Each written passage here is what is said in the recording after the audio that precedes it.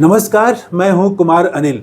दिल्ली विधानसभा चुनाव का परिणाम आने के बाद न सिर्फ बंगाल में राजनीतिक गतिविधि तेज हो गई है, बल्कि बिहार में भी हम देख रहे हैं कि राजनीतिक हलचल बहुत बढ़ गई है और मीडिया का एक वर्ग ऐसी खबरों को ज़्यादा तवज्जो दे रहा है जिसमें बताया जा रहा है कि राजद और कांग्रेस के रिश्ते में खटास आ गई है और दोनों के रास्ते अलग हो सकते हैं। और ये प्रधानमंत्री के एक बयान से शुरू होता है और फिर उसमें कांग्रेस के भी स्थानीय कुछ नेताओं के बयान वो आग में घी का काम करते हैं। तो मैंने कई कांग्रेस के नेताओं से बात की और जो मेरी समझ है वो मैं रखना चाहता हूँ कि क्या संबंध टूट जाएंगे। सिर्फ नेगेटिव बातें ही बता रहा है मीडिया, लेकिन जो पॉजिटिव बात है, रिश्ते के पक्ष में बात है, वो नहीं बता रहा है। हाँ, बिहार कांग्रेस की भी अपनी कुछ कमजोरी है, मैं इस पर बात करूंगा। और अंत में कपिल सिब्बल ने भी महत्वपूर्ण बात आज कही है, उसकी भी चर्चा करूंगा। देखिए, प्रधानमंत्री नरेंद्र मोदी ने दिल्ली का चुनाव परिणाम आने के बाद कांग्रेस पर जबरदस्त हमला किया। उन्होंने कांग्रेस को परजीवी पार्टी कहा और राजद को जातिवादी पार्टी कहा। तो उसके बाद से ही ये अब होने लगा है कि कांग्रेस जो है न सिर्फ खुद डूब रही है बल्कि अपने सहयोगियों को भी डुबा रही है, ये कह रहे हैं भाजपा के नेता। तो अब इसी बात को लेके यहाँ मीडिया एकदम खूब ऐसी ही खबरें और इससे रिलेटेड खबरों को खूब मसाला देके छाप रहा है। तो उसमें कितनी सच्चाई है, मैंने कांग्रेस के कुछ नेताओं से बात की और जो मेरी अपनी भी समझ है कि इसमें जैसे मीडिया जो है वो सिर्फ कांग्रेस के और राजद के खिलाफ वाली बातों को ही दे रहा है कि किसी नेता ने कह दिया बिहार के, मैं नेता का नाम नहीं लेना चाहता क्योंकि वो ऐसे कांग्रेस के नेता लोग हैं जो एक पंचायत का चुनाव नहीं जीत सकते हैं, लेकिन बयान उन्होंने दे दिया, दिल्ली चुनाव के बाद बयान दे दिया कि कांग्रेस को कम करके नहीं आंका जा सकता है, कांग्रेस को छोड़ करके कोई गठबंधन नहीं बनेगा। ऐसी बातें वो कुछ कुछ बोल दे रहे हैं। तो इन बातों को खूब मीडिया छाप रहा है, खूब उसको उस पर वीडियो बन रहे हैं, उसको प्रकाशित किया जा रहा है।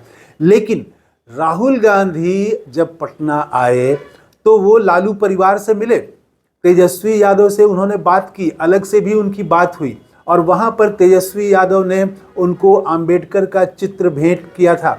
और वो आए थे यहाँ पर, एक बार तो संविधान रक्षा सम्मेलन में आए और दूसरी बार वो आए एक दलित समाज के बहुत बड़े नेता, और वो दलित समाज के ही नहीं बल्कि पूरे बिहार के नेता जगलाल चौधरी, वो दलित समाज के पासी समाज से आते हैं, तो उनके जयंती कार्यक्रम में आए। तो ये तेजस्वी यादव बातों को समझ रहे हैं।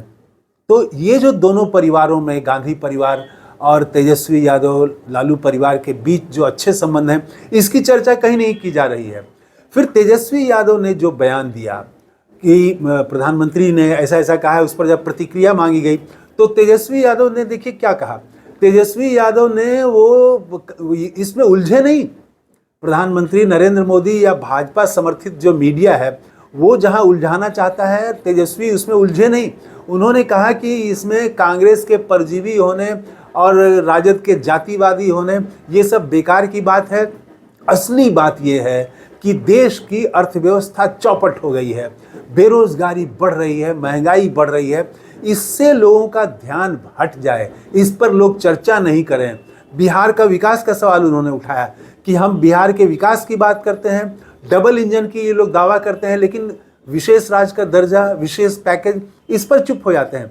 तो ये हवा इसीलिए फैलाई जा रही है मीडिया के जरिए क्योंकि बात जो है बिहार को विशेष पैकेज वाली बात जो खुद भाजपा करती थी, जो खुद नीतीश कुमार करते थे, वो सब बात अब भुला दिया जाए, उसकी चर्चा न हो।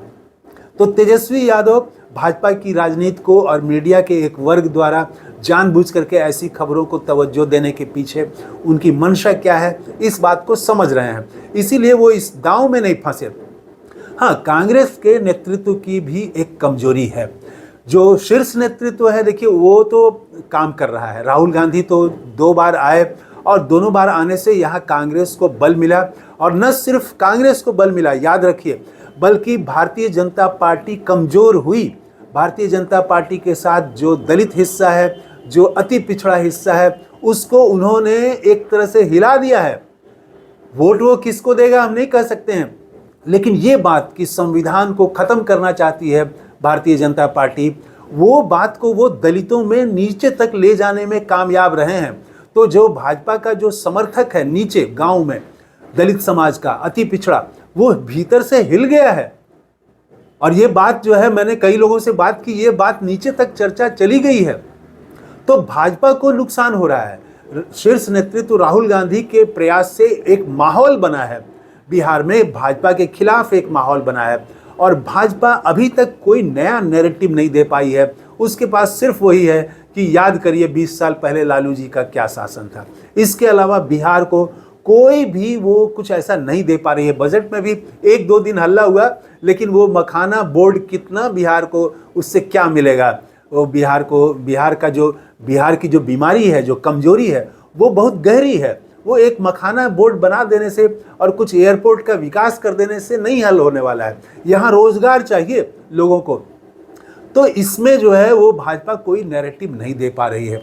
इधर तेजस्वी यादव तो लगातार मेहनत कर रहे हैं। उनकी माई बहन योजना काफ़ी चर्चित हो गई है और उसकी बात नीचे तक चली गई है। तो भाजपा जो है वो ऐसे ही चीज़ों में उलझाना चाहती है, और प्रधानमंत्री नरेंद्र मोदी ने एक पासा फेंक दिया और मीडिया उसको लेकर के उड़ रहा है कि ये दोनों में खटास आ गया। तो कांग्रेस का जो बिहार का नेतृत्व है उसकी कमजोरी है।